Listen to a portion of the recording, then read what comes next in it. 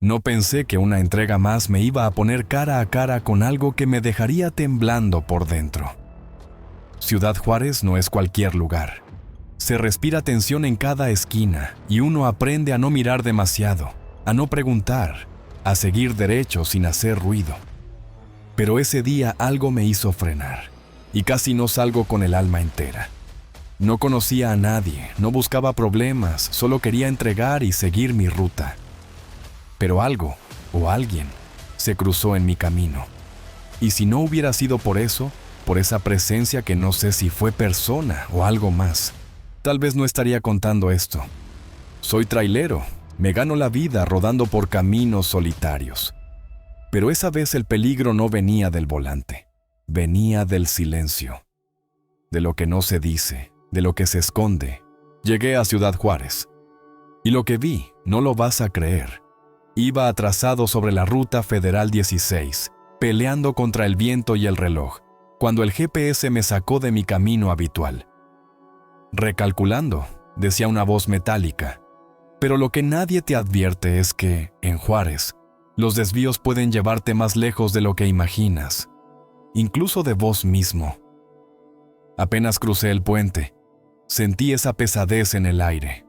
No era solo el calor ni el polvo pegado al parabrisas. Era el tipo de silencio que no se escucha, pero que se siente en los huesos. El tipo de silencio que uno solo encuentra donde el miedo se volvió rutina. En cada esquina, mujeres. Muchas. Algunas de pie, otras sentadas en banquetas de cemento que parecía que ya habían absorbido demasiadas historias. Algunas maquilladas como para una fiesta que nunca empezó. Otras con la mirada perdida, como si ya no esperaran a nadie. Reduje la velocidad sin pensarlo. No era por curiosidad, era por un nudo que me apretó el estómago sin razón. Fue entonces cuando la vi a ella, morena, delgada, con una blusa roja que parecía más vieja que su propia piel. Me hizo una seña suave con la mano, como si no pidiera nada, pero a la vez lo dijera todo. «¿Te detuviste porque me viste?», me preguntó cuando bajé el vidrio. «No, me detuve porque algo me dijo que lo hiciera», le respondí, sin entender por qué me salían esas palabras. Se llamaba Juliana, tenía 28, pero hablaba como si hubiera vivido más que mi propio camión. Me pidió que la acercara a una esquina más adelante, pero apenas subió. Noté que llevaba algo escondido bajo su chamarra. No era un arma, era un cuaderno, uno viejo, con hojas dobladas y nombres escritos a mano. Me lo mostró sin decir nada. Esos son los nombres de las que ya no están, las que un día estuvieron aquí, igual que yo, y nadie volvió a verlas. Yo escribo sus nombres para que no se los trague el polvo. Antes de que pudiera responderle, vimos a otra mujer corriendo por la avenida. Parecía herida, como si escapara de algo o de alguien. Paré en seco. Juliana gritó: «¡Esa es Marce! ¡La buscaban desde hace una semana!». Me bajé sin pensar, como si mi alma me empujara por detrás. La mujer cayó justo frente a mí. Tenía una herida en la pierna y los ojos cargados de horror. «Nos tienen marcadas», me gritó. «Nosotras no somos nadie aquí, pero alguien tiene que hacer algo». Juliana la abrazó como si fuera su hermana, y en ese momento supe que ese cuaderno que parecía insignificante era más valioso que cualquier carga que llevara en el tráiler. Esa noche no seguí la ruta. Esa noche supe que había llegado a Ciudad Juárez, sí, pero no por casualidad. Y lo que vi apenas estaba empezando.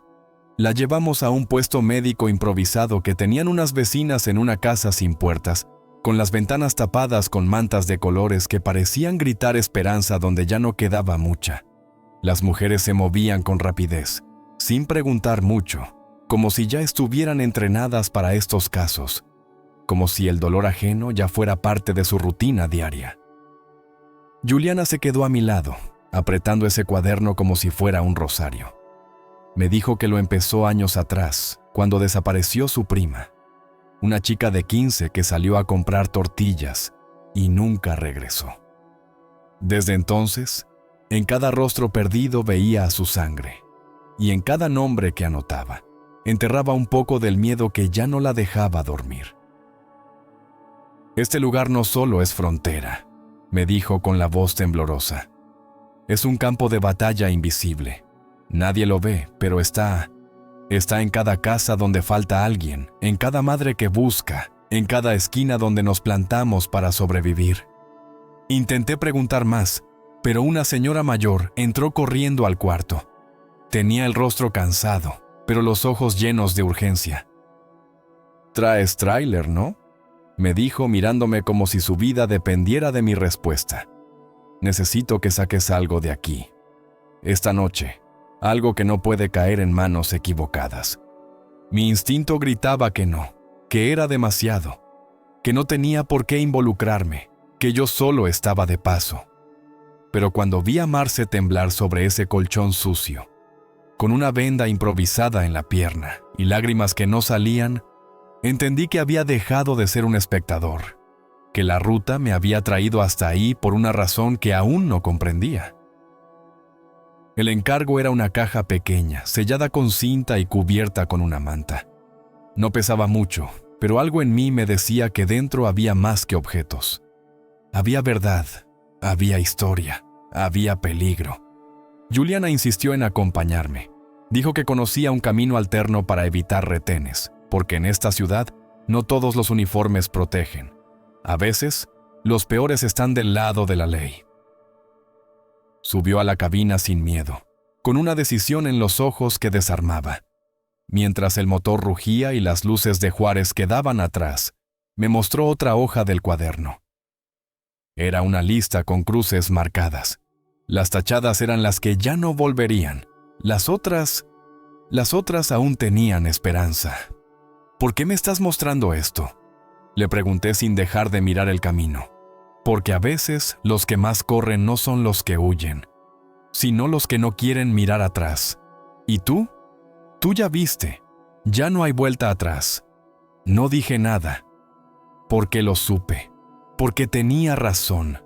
Porque ya no podía soltar ese volante sin cargar con esas voces que no conocía, pero que empezaban a pesar en el alma. Mientras avanzábamos, 2 camionetas sin placas aparecieron en el retrovisor. Sin luces, sin ruido, solo sombras. Y el miedo empezó a respirarme en la nuca. Las camionetas no aceleraban, pero tampoco se alejaban. Se mantenían a una distancia que no era casualidad. Como si estuvieran oliendo lo que llevábamos. Como si reconocieran esa caja envuelta en manta como una amenaza. Como si supieran que alguien, en algún lado, había decidido hablar cuando lo prohibido era el silencio. Juliana no pestañeaba, solo miraba por el retrovisor con los labios apretados, mientras sus dedos apretaban el cuaderno como si tuviera el poder de protegernos. Le pregunté quiénes eran, pero no me respondió de inmediato, solo susurró como si le costara nombrarlos.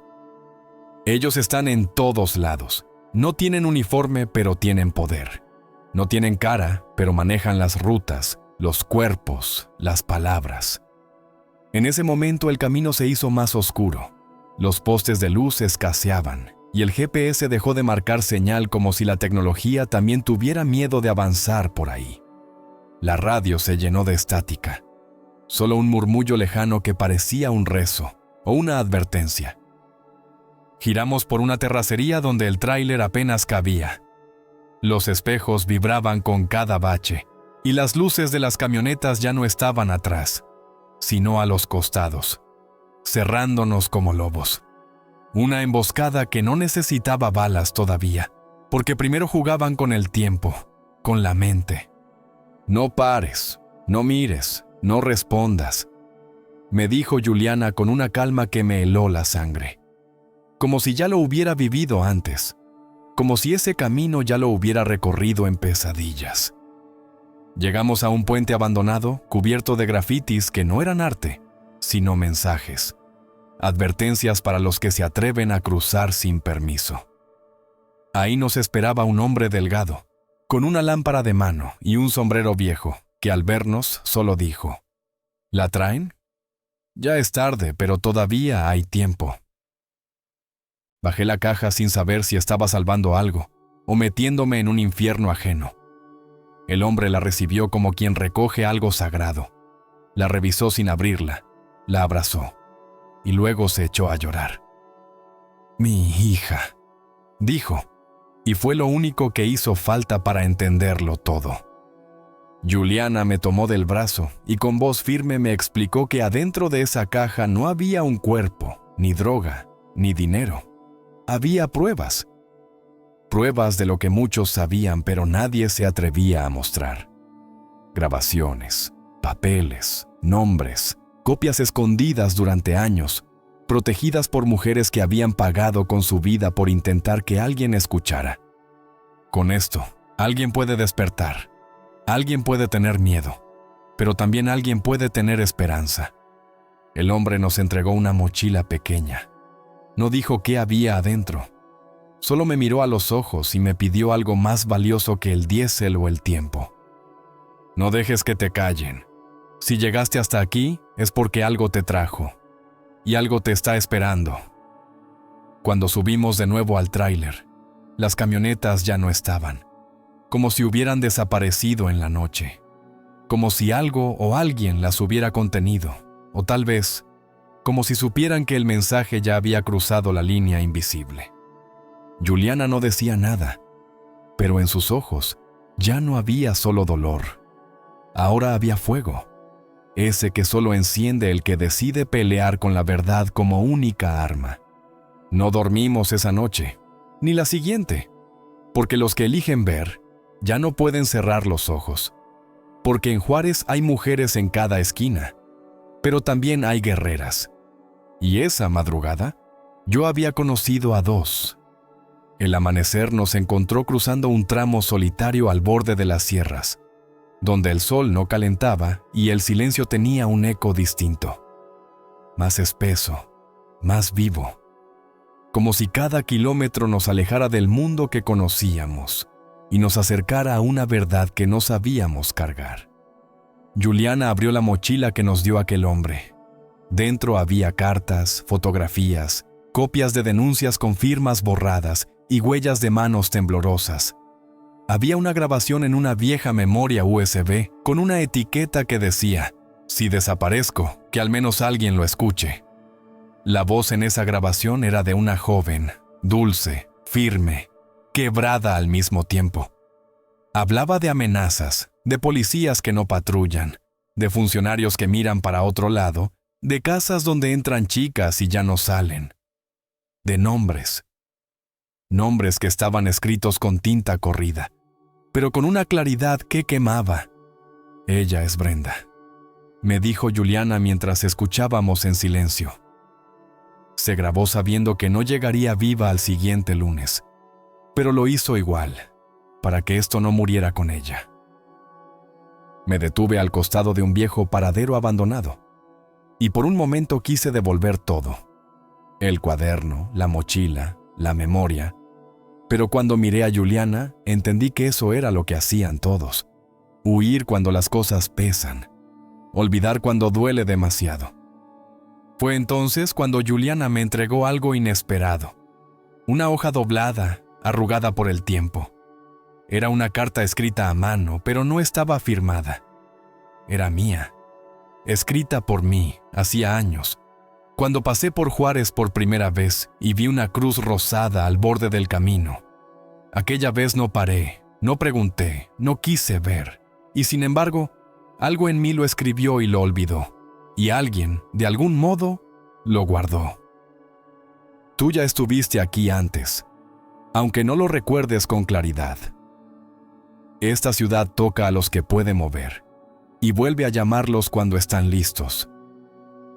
Ese fue el momento en que entendí que no era coincidencia, que esta historia ya me venía buscando desde hacía tiempo, solo que yo no había tenido el valor de escucharla. Esa noche llegamos a un pequeño centro comunitario, una construcción sencilla, sostenida por manos anónimas y esperanzas tercas. Ahí, un grupo de mujeres jóvenes nos esperaba, cada una con un cuaderno en la mano, igual al de Juliana. Todas ellas sobrevivientes, buscadoras, madres, hermanas, hijas. ninguna rendida. Les entregamos la mochila como si estuviéramos entregando una antorcha.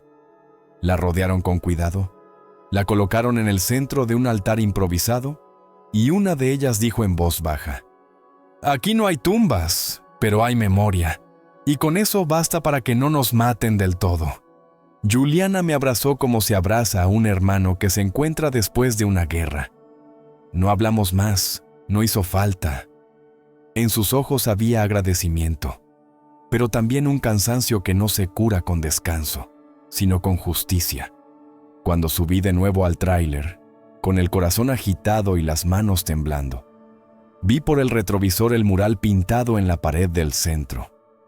Eran decenas de rostros de mujeres, unas con sonrisa, otras con mirada dura, y en el centro, con pintura roja, una frase que me rompió en dos: «Nosotras no desaparecemos. Nos están buscando mal».